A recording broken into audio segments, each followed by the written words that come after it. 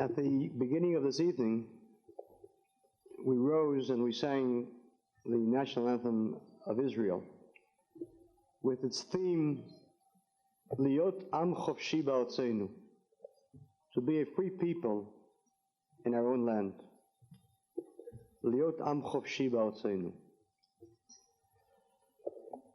I arrived in Israel, from Israel last Friday, and I want to give you a picture of an Am Chofshi, a free people in its own land, over the 10 previous days. 2 weeks ago, today, in Jerusalem, the capital city of a free people living in its own land, at 10 of 11 in the morning, in broad daylight, on the main street of Jerusalem, Rehov Yafo, across the street from the main post office, around the corner from the Russian compound, the main police station, with hundreds of people walking, an Arab murdered 2 Jews in broad daylight in cold blood. Liot Am Chofshi Ba'artzenu, to be a free people in our own land. When the Jews chased the Arab and caught him, the police came in, used tear gas and clubs, beating the Jews, and they saved the Arab. Today he sits in the Russian compound, eating at our expense, drinking at our expense, a national hero to every single Arab. He will receive a life sentence, perhaps something more severe, 2 life sentences, one for each Jew that he murdered. Will sit in Ramleh prison or in Beersheba for 3 years until the next exchange of prisoners, and go free. Just as 4 years ago, 1,150 Arab terrorists, including 150 murderers, went free, 600 of whom were allowed to remain inside the country. Liot Am Chofshi Ba'artzenu, to be a free people in our own land. On that day, Jews were murdered, and on that day, Jews were arrested. I sat in the Russian compound for 48 hours, along with 20 of our people who were tear gassed. I listened to the police, their bitterness, their frustration, their anger, and their fear, because that is the word, fear. Jews today are afraid in their own homeland. I was freed 2 hours before Shabbat, and that Shabbat I went to the Western Wall, the Kotel. And I went through Shar Shechem, to Damascus Gate, since I thought that it would be appropriate to have at least one Jew go through the Damascus Gate. Nobody goes today through the Damascus Gate. We are afraid. Because we are a free people in our own land. When I arrived there, there was indeed not a single Jew in the entire area. When I reached the Kotel at 6 p.m. on a Shabbat, for Mincha, there were not 30 Jews at the Kotel. The same Kotel where 2 months ago, Jews stood praying, and suddenly from above the Temple Mount, stones and rocks rained down on them, and they ran in panic. The Temple Mount. I remember the Temple Mount 22 years ago when it was liberated. And I remember Motagur, who at that time led the forces that liberated it, shouting, even this leftist, was caught up in the ecstasy as he shouted into his walkie-talkie, "Harabayit bi'adenu, Harabayit bi'adenu." The Temple Mount is in our hands.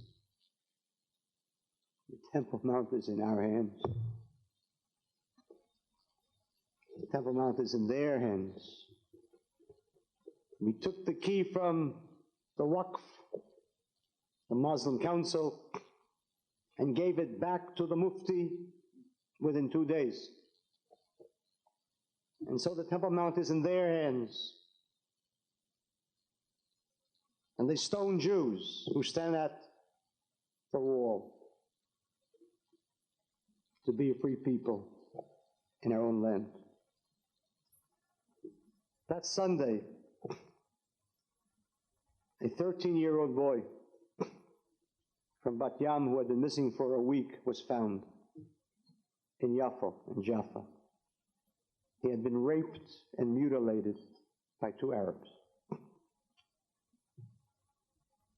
I went to the home the following night, Monday.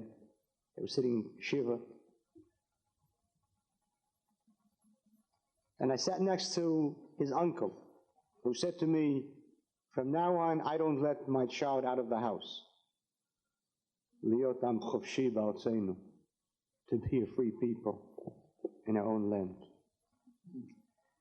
The following day, Tuesday, they announced that they had discovered the body of an Israeli soldier missing for 2 months.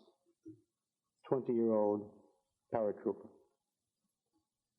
He was found in a shallow grave 10 kilometers from Ashkelon, inside the Green Line. He had been shot in the head and his body hacked to pieces.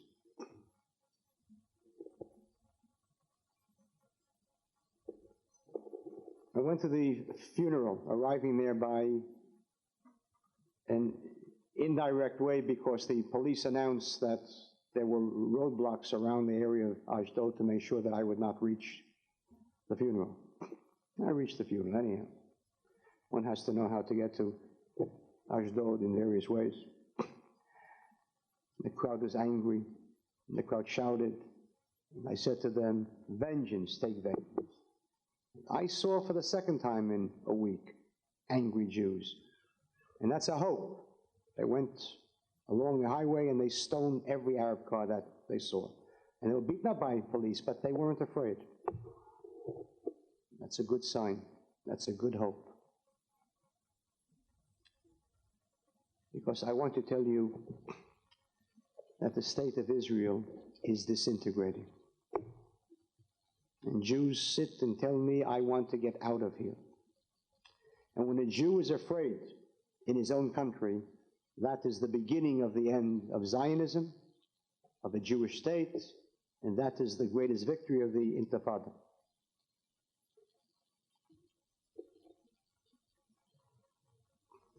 We are not a free people in our land. And more of our land is not ours. Last month, the border police were sent to an Arab village of Nachalim, near Bethlehem, to make arrests. When they arrived, they found hundreds of Arab villagers waiting for them. Somehow they had heard about it, about the fact that the border police would be coming. They attacked them with rocks and with Molotov cocktails, with fire bombs. And so the border police shot and killed 4 Arabs. And it is a tragedy. Only 4 Arabs. Instead of giving them medals for shooting as their lives were being threatened, 2 of the commanders were censured, demoted, and the process of emasculating the border police, the same process which has been going on vis-a-vis the army for 18 months, has begun. The army of Israel has been emasculated. An intifada, 18 months of an intifada, a year and a half. The army of Israel, which 22 years ago, in 1967, defeated Arab armies and nations in 6 days, it cannot defeat a mob of women and children in 18 months? Of course it can. But they tie the soldier's hand. He's given a gun, sent to Gaza or to Kalkilia or Jenin, and there he is told, here's a gun and make sure that you don't use it. The orders of the Central Command under General Mitzna are as follows. A soldier who is attacked by a stone-throwing mob must first shoot in the air and warn them in Arabic, stand back.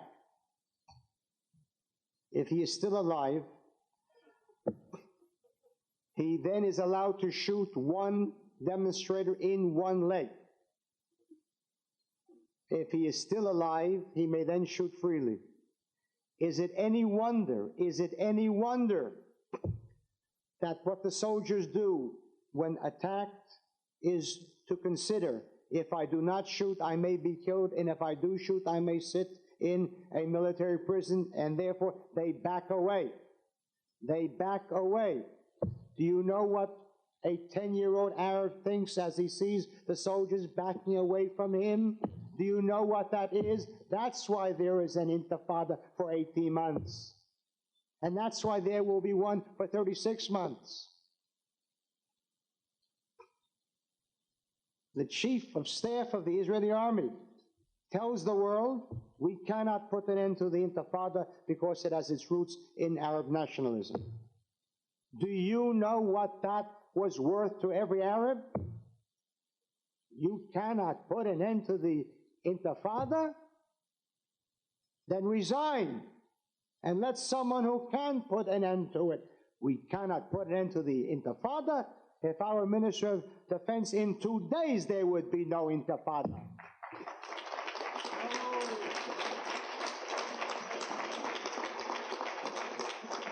The soldiers are bitter, the soldiers are frustrated, the soldiers don't know what they are doing there. They want to be free. Let's take care of them already. But instead, this two-headed non-government, headed by two small, insignificant, shallow people.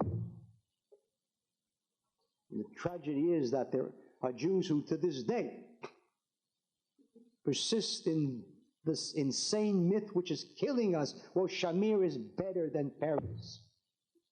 What is twice nothing? What is 5 times nothing? What is 100 times nothing? Shamir is better than Shimon Peres. Who has been the prime minister for these 18 months of the Intifada? Peres or Shamir? Who has controlled the government for these 18 months? Peres or Shamir? Who did not annex the territories since 1977 when Menachem Begin took over? The Labor or Likud? We worship idols. Don't have the courage to say that there is no difference between them. So we sit and we hear of an insane peace plan for elections. The moment the Arabs are allowed elections, it means that it is their land. It means that it belongs to them. The minute that we did not annex those territories, it meant that the Arabs were right. They are occupied. If they're liberated, then you annex them. If you don't annex them, it means that they're not liberated, that they are occupied, and don't blame the world for thinking that if the Palestinians say it is Palestine, and Shamir says it is the status quo, then morally the Palestinians are right. Don't blame the world. We are to blame. There never, ever has been an Arab problem. There has only been a Jewish problem.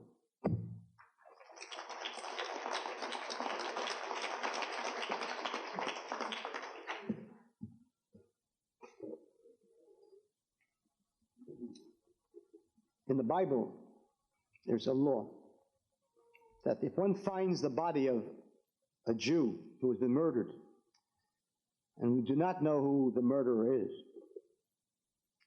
the elders of the nearest town must come out to the spot of the murder and declare, Yadeinu lo shafchu et adam hazeh.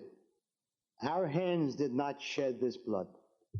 The rabbis ask in the Talmud, did anyone suspect the elders of having shed that blood? The elders? But the meaning the rabbis say is that the declaration is, we did everything possible to guarantee that he would not be killed. We did everything that was in our power to make sure that he would be safe. Can the government of Israel rise today before God and man and say, Yadeinu lo shafchu et adam hazeh, we did not have a share in the shedding of Jewish blood? There are two murderers of each and every Jew in Israel. One is the Arab who did the act, and the other is that Jew, the liberal Jew, the moral Jew, the ethical Jew, who said to throw out the Arabs, that's a terrible thing, that isn't right. And so he allowed the murderer to stay in that country, and he had a share in the shedding of that blood. The rabbis speak of two kinds of mercy. Rachmanut, mercy, and Rachmanut shel tipshim, and the mercy of fools. Of course, the Jew is commanded to be merciful. You are merciful to decent people. You are merciful to good people. It is the mercy of fools that decrees that one has to be merciful to cruel people who, because you are merciful to them, in the end, murder innocent people. There is no commandment to be merciful unto those who would kill us. The rabbis are much more clear in their thinking than peace now. The rabbis command, if one comes to slay you, slay him first. That is moral. That is ethical. Because the blood of innocent people can be spared, can be saved, if we ensure that the murderers will never, ever have the opportunity to shed it.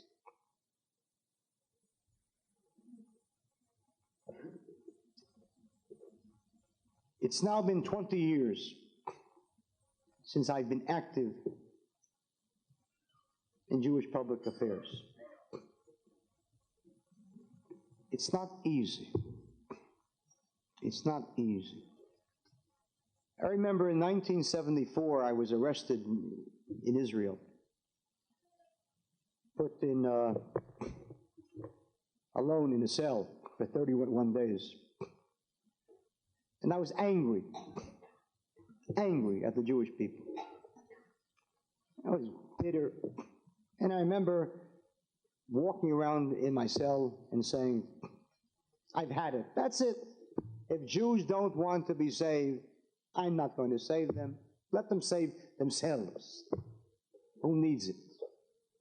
I sat down on my cot, and I had a Tanakh, a Bible. And I was angry, and I opened it up. And it opened up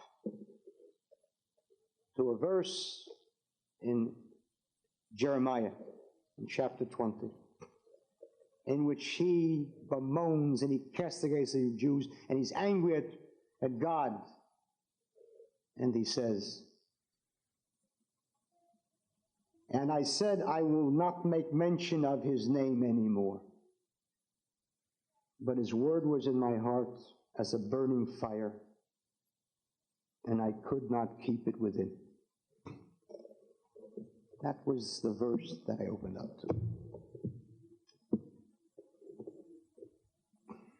It's not easy to save Jews,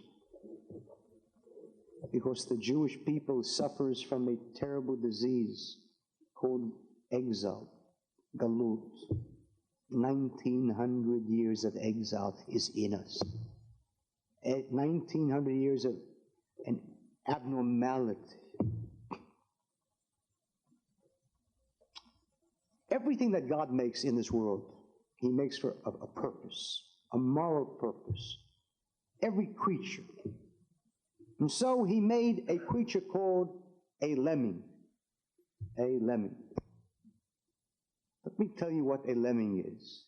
It's a strange creature that God made for a lesson. A lemming is a rodent-like creature, like a rat. But he's a strange kind of a rodent. For every few years, for no apparent reason, thousands of them suddenly run amok, wildly racing towards a cliff, and they throw themselves over and commit suicide. Now, why in the world would God create a lemming? What lesson does He want to teach us? He wants to teach us that there are two-legged lemmings of the Mosaic persuasion. We are insane. We are destroying a dream. For 2,000 years we had a dream. Our grandparents and our great-grandparents and our great-great-great-grandparents, throughout the exile, throughout the galut, they had a dream. They sat in the shame of the exile, the humiliation, the fear, the terror. And they had a dream that someday they would leave the fear and leave the terror and leave the... and they would go home. And they would go back to their own country and have their own state where they would not be afraid and not live in terror and humiliation. They would be tall and they'd be proud and free. And their children would walk the streets without fear. It was a dream called Shivat Zion, the return to Zion. God's mercy. We have that dream, and we have turned it into a nightmare. A nightmare. Jews in Israel stand outside a prison where Arab terrorists are, and they shout their support for them. This is normal. This is normality. Full-page ads in the papers of Israel, demanding that Israel free terrorists and put an end to the oppression. Is there one Arab in the entire world who would place a similar ad in an Arab paper against the Arabs? They are normal. And we are deeply disturbed, suffering from 1900 years of galus, of exile.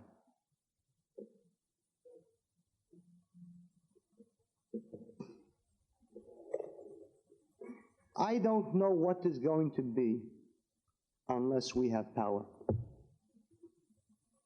I don't know what is going to happen. At this moment, tens of Israeli soldiers are sitting in prison in Israel for refusing to serve in the occupied lands. Unbelievable. Last month there was a demonstration of hundreds of 12th grade students from North Tel Aviv at the Ministry of Defense, stating that when they finish their 12th grade high school and are drafted, they will not serve in the occupied land.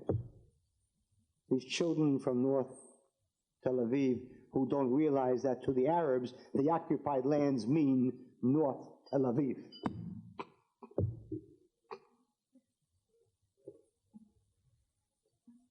You complain about Peter Jennings? Israel TV is 100 times worse than Peter Jennings. Every night they poison us. Every night we see such moving things as a father and mother, Arabs, sitting next to a home which has been demolished, and they sit weeping, the army demolished our home. And for what? Well, true that their son murdered a Jew, after all. And they allow this poor father and the poor mother to cry. and to fill more and more Jews with more and more guilt? Peter Jennings. Who's Peter Jennings? Jennings is dandruff. Here's what Peter Jennings is. But Israel TV affects our young people and fills them with guilt and self-hate, and maybe we are occupiers, and maybe we are fascists, and maybe we are... And Israel TV is state-owned. And where is Shamir? Fire them, throw them out. But of course, Shamir is better than Peres.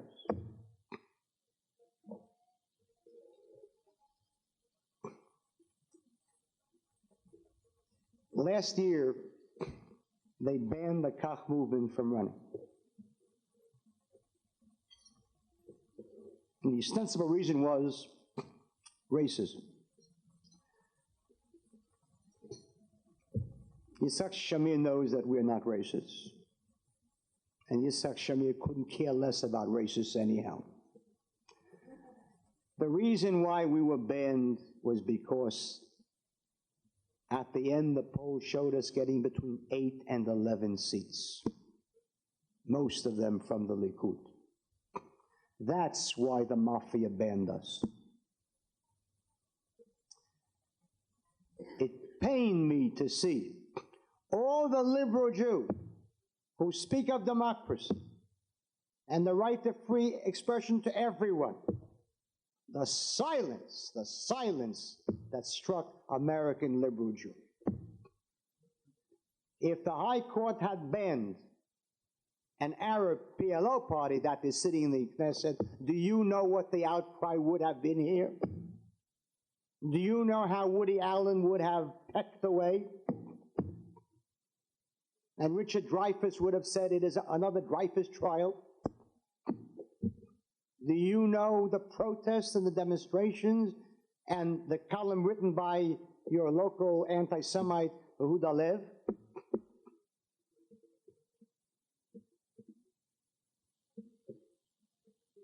But there were no protests, because liberals are the greatest of all frauds. They are liberal until their own particular ox has been gored.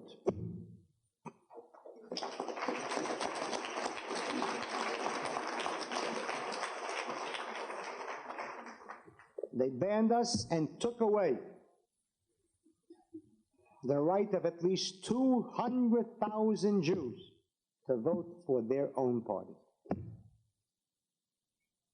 What they did, they established a precedent that if the Knesset feels that a certain party is not good or not moral or not right or is dangerous, it can be banned. And it opened the doors to anyone who has the power to banning any party that he does not like or that he feels is dangerous to him. That's what they did. And so people come to me, and they came here, and they said, well, that's it, it's all over.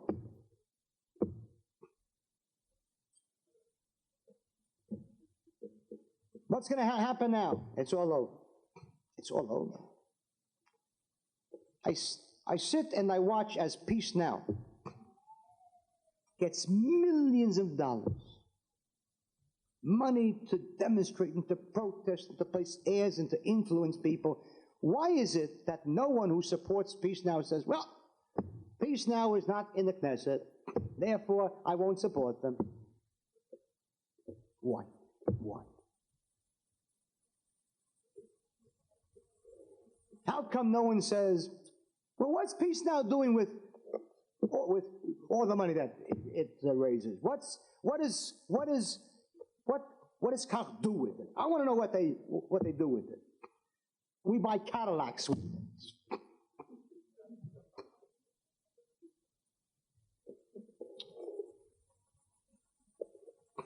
Let me tell you one thing.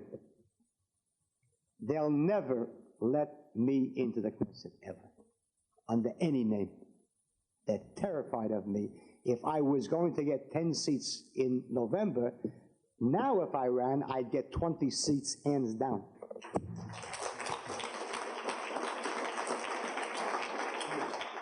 On Israeli television, they show the arrest, and they showed hundreds of people shouting, Kahane Melech Israel.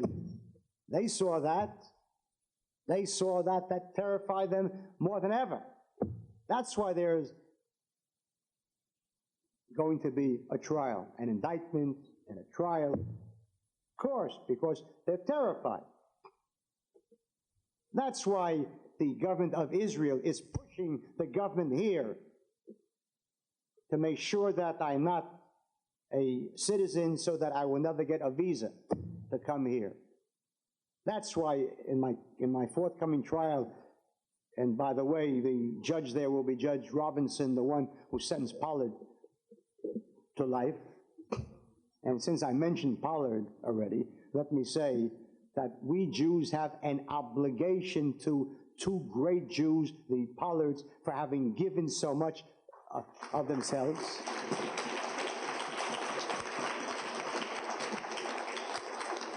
And God will forever judge the government of Israel as the Pollards ran to the embassy for having locked the gates on them.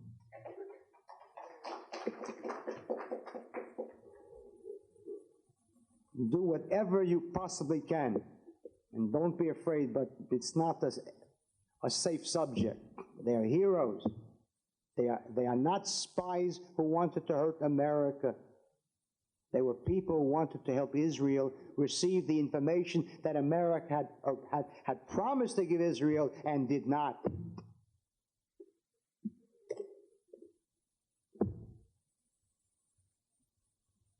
It was not a disaster that I was banned. You're wrong. God is good. Listen, let Jews think. Let Jews have vision and think with great minds and not narrow ones. What would have happened had the Koch party not been banned? Let's assume that we would not have been banned. We would have gotten 10 seats. And then there would have been an all-night chafla, an all-night party. The next morning, instead of waiting 51 days, the next morning, Peres and Shamir would have gotten together to form a government of national unity, and this time for 4 years. So I would be sitting in the Knesset, 10 seats, impotent, frustrated, and not able to do a thing. And let's say that after 4 years, Israel would still be around. Punchy, but around. And we have another election. And this time, people say, Gamalnu zel rak kahane, and I get 30 seats. And this time, we have a double chafla. The next morning, Peres and Shamir get together, this time at 4 a.m. already, to form a government of national unity to make sure that Kahane sits frustrated with 30 seats, but frustrated and impotent. The Knesset is not the way. We have to save Jews from themselves by doing what we have been doing in Israel now for the last 2.5 months. We have to demand a national emergency referendum in which the people have the right to vote on the following proposition. Kain or lo, yes or no, shall the Knesset be dissolved? New elections held in which every party, anyone, can run if they accept as a minimal platform the following 3 points. 1, to crush the intifada by any means necessary. 2, to annex all of the territories. And 3, to throw out the Arabs.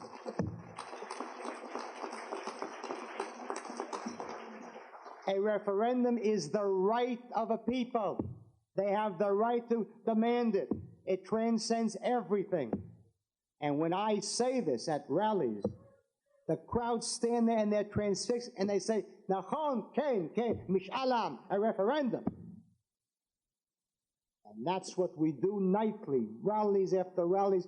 Last Thursday, right before leaving for America, we held a rally in Dizengoff Square. Dizengoff Square, not exactly Koch territory. You think. Those days are gone. 1,000 people there. Half of them were labor types with Mapai written on on their fires, not one heckler. Everyone cheered and clapped and cheered, Kahane, Kahane. That's the change that is taking place. A referendum. And if the government will not give it to them, then rallies and demands and sit-downs and protests and riots, because that is the right of the people. And no one can take away that right from them. That is what we are demanding. What do we need money for? To make sure that we have the power. Advertisements and bring down people in buses and trucks. Why can we not have the kinds of rallies, the huge rallies that Peace Now has? We could have it too if we did what they did. They hire 100 buses, 200 buses, and they bring down people. We could do that if we had money. They place full-page ads. We could do that if we had money. They have offices everywhere. We could do that if we had money. And if we had people that, rather than sitting and kvetching, how come Kahane wasn't smart and said, well, I'm not exactly what you think I am. I'm exactly what you think I am. That's why I'm Kahane and not some other fraud.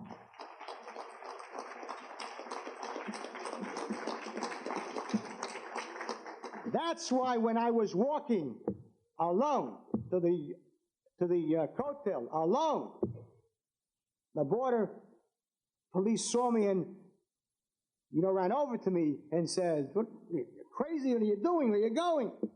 And I heard over the walkie-talkie, "Make sure Kahane doesn't start trouble." Hey? See the difference? You see the difference? Because I'm Kahane. And the minute that I pretend that I am not Kahane, who needs me?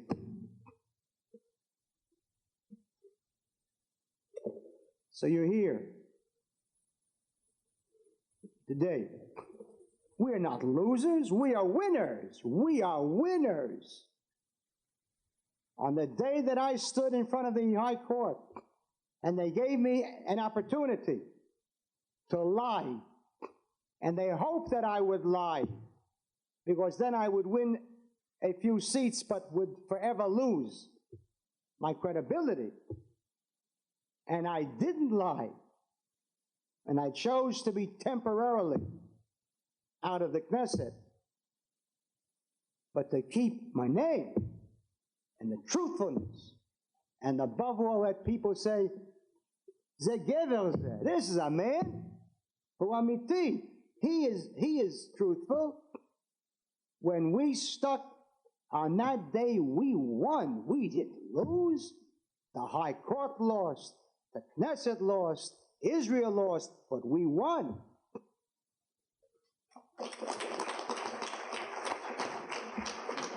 So we are continuing. And please God, the tragedy is that because of the killings, we will have power.